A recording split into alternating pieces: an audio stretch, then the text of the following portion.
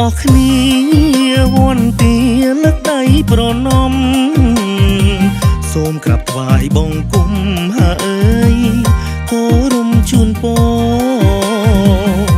អិនព្រមទេវតារក្សាប្រព្រំជ័យយោ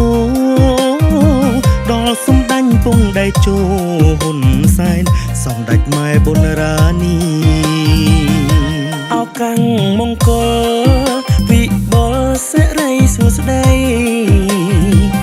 នេះចូលឆ្នាំថ្មីហាអើយរាសីឆ្នាំមមី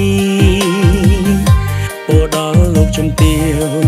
បណ្ឌិតពេជ្រច័ន្ទមុនីសូមសុខគ្រប់ទេទីការដល់សម្ដេចធិបតីយើងមិនភ្លេចគុណ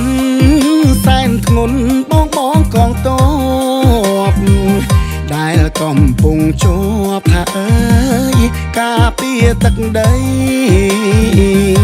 នៅតាមព្រំដែន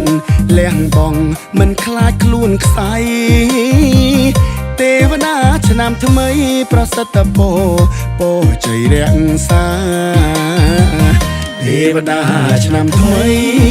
សេរីទាំង3ប្រការកើតដល់ក្រុមគ្រួសារអើយដែលចូលធម្មតីទាំងវីរៈកងទ័ពប្រជាពលរដ្ឋប្រុសស្រីបានសុខសួស្តីថ្ងៃចូលឆ្នាំថ្មីប្រពៃណីជាតិខ្មែរ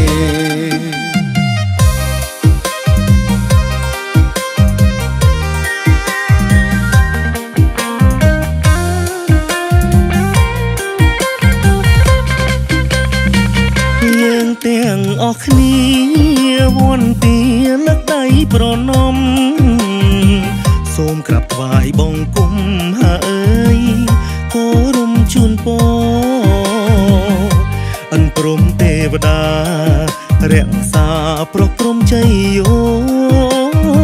ដល់សម្ដេចពងដៃជោហ៊ុនសែនសម្ដេចម៉ែប៊ុនរានីអោកាំងមង្គលវិបុលសិរីសុស្ដីនេះចូលឆ្នាំថ្មីហាអើយរាសីឆ្នាំមីពោដល់លោកជំទាវបណ្ឌិតពេជ្រច័ន្ទមុនីសូមសុខគ្រប់ទេទីការដល់សម្ដេចធិបតីយើងមិនភ្លេចគុណសែនធ្ងន់បងកងទ័ពដែលកំពុងជាប់ហាអើយការពារទឹកដីនៅតាមព្រំដែនលះបងមិនខ្លាចខ្លួនខ្សែទេវតាឆ្នាំថ្មីប្រសិទ្ធពរពោជ័យរក្សាទេវតាឆ្នាំថ្មីសេរីទាំង3ប្រការកើតដល់ក្រុមគ្រួសារអើយដែលចូលធម្មតីទាំងវីរៈកងទ័ពប្រជាពលរដ្ឋប្រុសស្រីបានសុខសួស្តី